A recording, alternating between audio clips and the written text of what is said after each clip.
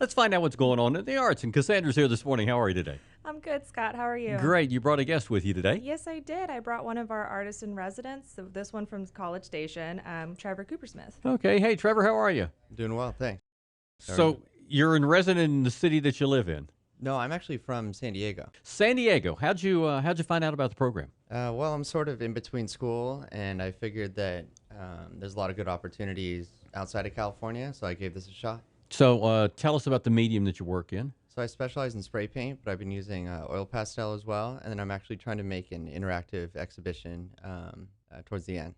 So what'd you do? Did you pick up a can of your dad's spray paint and start there, and then you moved into something a little more creative, or how did it all happen? Yeah, it's a good question. So I started down in Mexico, actually. I was about 15. I went on a cruise ship I was sort of watching these people do these sort of elaborate spray paint scenes with cups and rulers and magazine paper, sort of household items. And I came back to San Diego and kind of begged my dad to buy me some spray paint because you have to be 18 to buy it. And he saw that you really had a knack for this.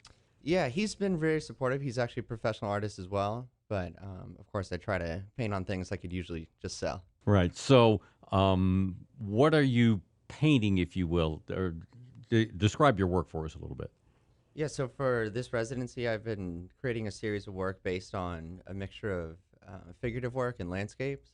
I'm a pretty avid surfer, camper, and backpacker, so I'm trying to find like a deeper connection to the natural world, I guess. All right. So I guess, had you been to Texas before? I drove through when I was pretty young. I think my dad drove us through. We actually drove across the country from Florida to California. So, but this is my first memory of Texas. All right. So you're in small town Texas after being from San Diego. It's a little bit different. Yes, it's quite different.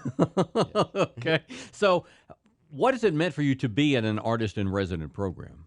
So for me, it's a big stepping stone in my life. It's actually really important for me to be here because I can help further my education by improving my portfolio, making new connections. I've been volunteering at a couple nonprofits and local organizations around here. So I'm really immersing myself in the small town sort of community. It's definitely like a different sort of change of pace, but it's something I've been really enjoying. Physically, how big are the works that you do?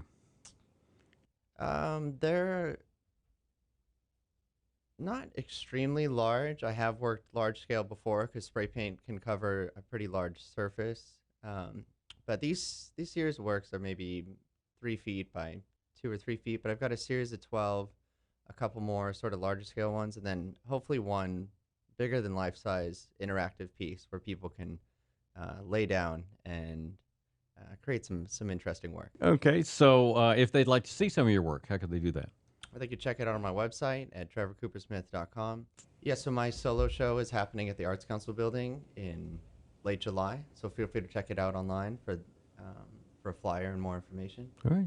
Sounds good. Thanks a lot. Thanks. What else you got? So at the Arts Council, speaking of our artist in residence, our current Brian artist in residence, she is in our lobby gallery and her exhibit is closing pretty soon. So make sure you check out Onwards Inwards, the charcoal and digital animation by Chrislyn Kane. And then our main gallery, Art from the Soul, is also closing in the next couple of weeks. So make sure you guys come and check that out before our next exhibit comes in, which one of them is going to be called Refrigerator Art.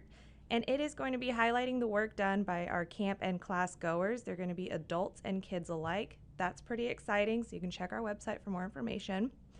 And the Arts Council has more Saturday adult classes that are coming up, so we are still accepting registration for those.